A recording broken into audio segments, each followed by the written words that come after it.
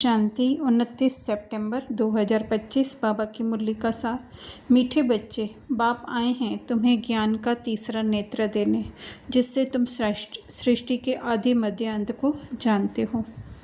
मतलब हमें बाबा का ज्ञान इसलिए मिला है क्योंकि हमारी समझ बढ़े। आज दिन तक जो समझ हमारी देह के प्रति थी, उससे निकल करके हमारी आत्मिक हमारी समझ बने, इसके लिए ही बाबा का ज्ञान मिला हुआ है। बाबा बोल रहे सृष्टि के आदि मध्य अंत, अर्थात हमारी ही स्थिति पहले कैसे थी, सोच कैसे थी, संकल्प कैसे थे, उसके बारे में हमें ज्ञान मिला है कि हम पहले जैसे, हम अर्थात यहाँ पे मन, आत्मा का मन, आत्मा तो ओरिजिनल सदैव ही बाबा के पास है।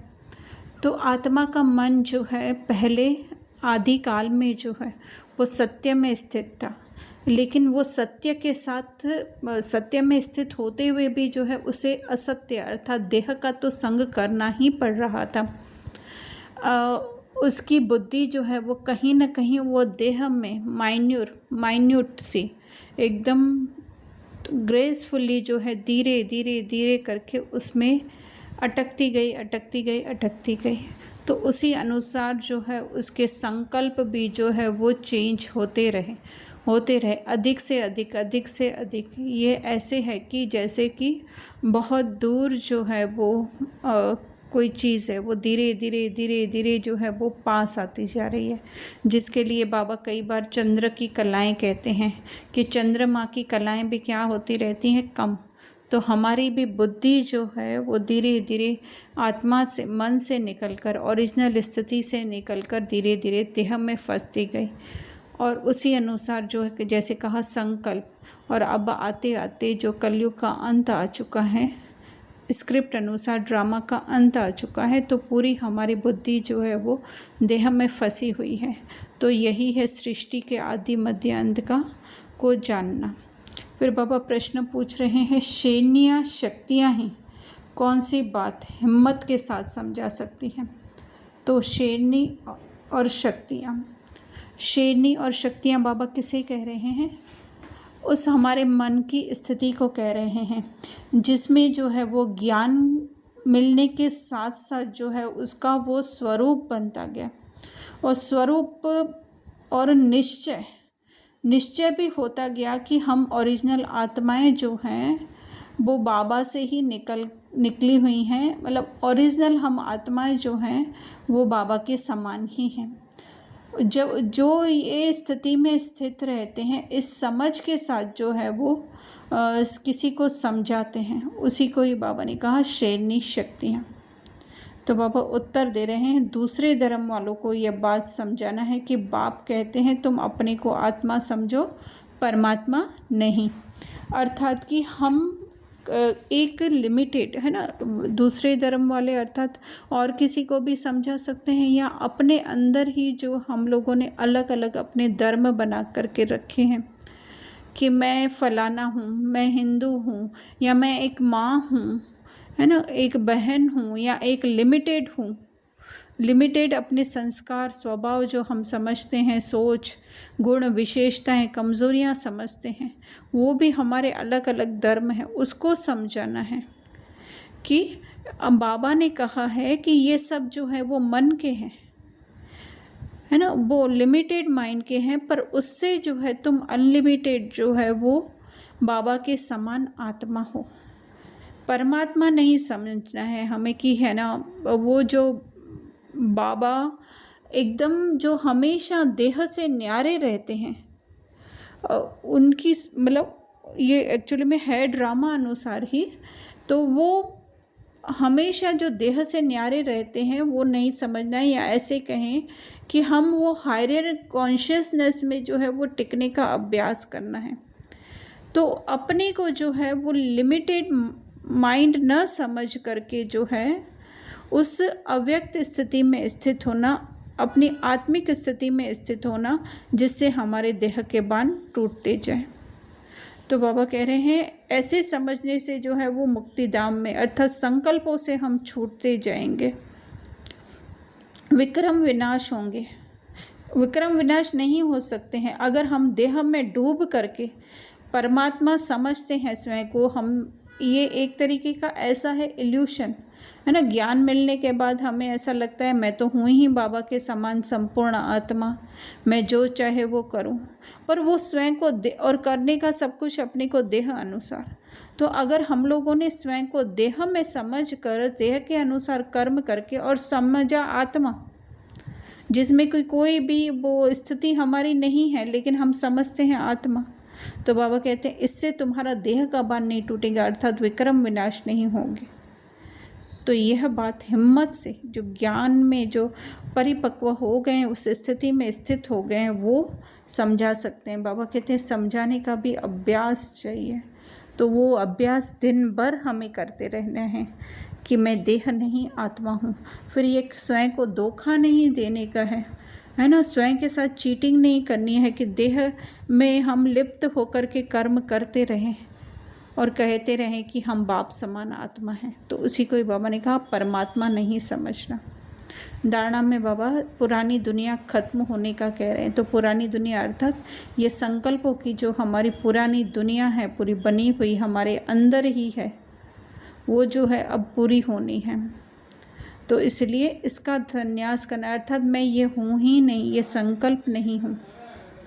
बाबा कह रहे दुनिया को छोड़कर कहीं नहीं जाना है, अर्थात ये स्क्रिप्ट प्ले करने का हमें नहीं छोड़ने का है, लेकिन जो है वो बुद्धि से बोलना है। स्क्रिप्ट हमारी पुरानी सोच तो नहीं कह सकते, पुराने संकल्पों के हिसाब से ही प्ले होगी, लेकिन सोच हमें नई बनानी है। उसी को ही कहा बाबा ने बुद्धि से बोलना। निर्वाण धाम में जाना, वाणी से परे, उस सारे संकल्पों से परे की स्थिति में हमें जाना है, जहाँ कोई शरीर नहीं, शरीर का बाण नहीं, फीलिंग नहीं, सेंसेशन नहीं, इमोशन नहीं। तो उसके लिए जो है ये अपनी एक एक देह की पहचान हम मिटाते जाएं कि मैं एक माँ हूँ, मैं एक पत्नी हूँ। रचना के आदि मध्य अंत को पूरा समझकर नई दुनिया में उच्च पद पाना है ना। कि ये सारी रचना जो है संकल्पों की, या ये दिखने वाली दुनिया की भी जो है वो मेरे अंदर ही है, उस समझ करके और उससे भिन्न रहना, उसके प्रभाव में नहीं आना। तो नई दुनिया में अर्थात कि जो आत्मिक स्थिति की दुनिया है, वो उसमें जो है हमारी आत्मिक स्थिति ऊंच बनती जाएगी। सतयुग में जो बनेगी सो बनेगी, लेकिन अभी ही ऊंच बनती जाएगी।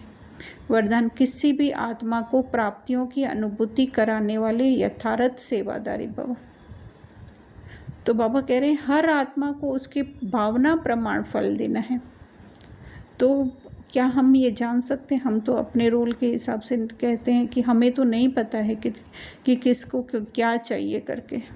बाह्य रूप से थोड़ा बहुत दिख सकता है, लेकिन क्या करना है हमें?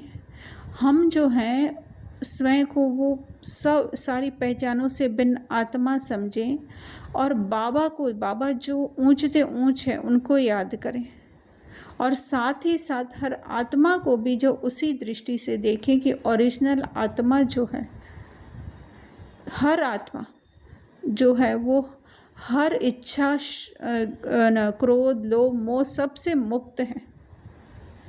तो क्या होगा? ये हमारा एक संकल्प, हमारी आत्मिक स्थिति जो है वो बीच में बाबा होने के कारण उस सामने वाली आत्मा को भी टच होगी और उसको तृप्ति हो जाएगी, उसको जो चाहिए। इसके लिए जो है वो ना ऐसे पुराण ग्रंथों में ऐसे उदाहरण देते हैं कि वो पांडवों ने जो है वो किसी को इनवाइट किया, ऋषियों को खाना खाने के लिए। तो क्या किया, वो द्रौपदी को आकर बताया तो द्रौपदी ने बोला अनाज नहीं है। तो क्या करें उस समय पे? तो उसी समय पे जो है द्रौपदी ने श्री कृष्ण को याद किया। श्री कृष्ण आए और श्री कृष्ण ने क्या किया, वो एक चावल का दाना खा लिया। चावल के दाने खाने से जो है उन ऋषि मुनियाँ जो कहीं दूर बैठे थे, आने वाले थे, तो उनका पेट भर गया, है ना। तो इसी तरह से हम वो द्रौपदियाँ हैं। शिव बाबा वो श्री कृष्ण जो है वो शिव बाबा का प्रतीक है, और सामने वाली आत्मा है वो दूसरी ऋषि मुनियों का प्रतीक है।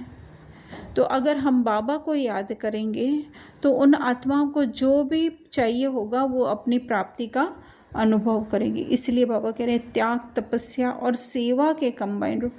त्याग अर्थात पूरी पुरानी दुनिया अपने अंदर जो बनी हुई है, शरीर की, शरीर के संबंधों, पदार्थों, इच्छाओं, कामनाओं की, उन सब का त्याग। तपस्या उस आत्मिक स्थिति में स्थित रहना। सेवा हर एक आत्मा को जो है उसकी सत्य स्वरूप में देखना।